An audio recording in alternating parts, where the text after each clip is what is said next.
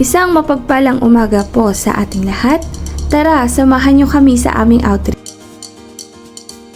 Bago po kami pumunta sa aming outreach ay may preparasyon muna ng mga pagkain at mga gagamitin para doon. Tara sa aming outreach. Samahan niyo kami na libutin ang ating mga outreach sa iba't ibang lugar.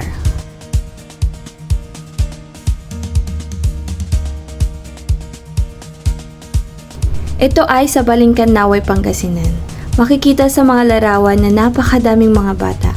Ito ay pinamumunuhan ni Sister Hannah, Sister Kashin at ni Brother Mark.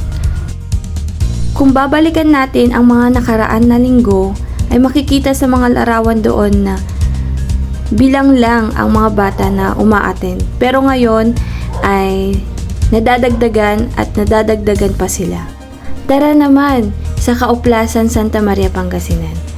Ang namumuno rito ay si Sister Metz, Pastora Elsie, Brother Joey, at Sister Mirna. Ito naman po ay sa San Marcelino, Balungao, Pangasinan, na kung saan pinamumunuhan po ni Sister Esther at ni Brother Vincent.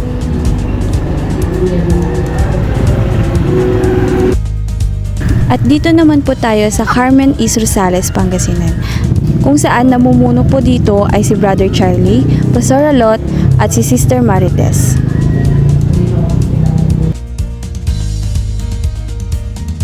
Tara naman dito sa Cabalawangan Norte. Ang namumuno naman dito ay si Sister Rona, Sister Dayan at si Brother Ruston. At paunti-unti rin na nadadagdagan ang kanilang bilang. Dito naman tayo sa Cabalawangan Sur, Rosales, Pangasinan. Ayan po ang aming place at dyan po kami nag-aaral ng salita ng Diyos. Kami rin ay paunti-unting nadadagdagan. Patuloy nating ipanalangin ang ating mga missions or outreaches na hinahawakan ngayon. Ito po ang aming weekly report. Bye-bye! See you on next Sunday!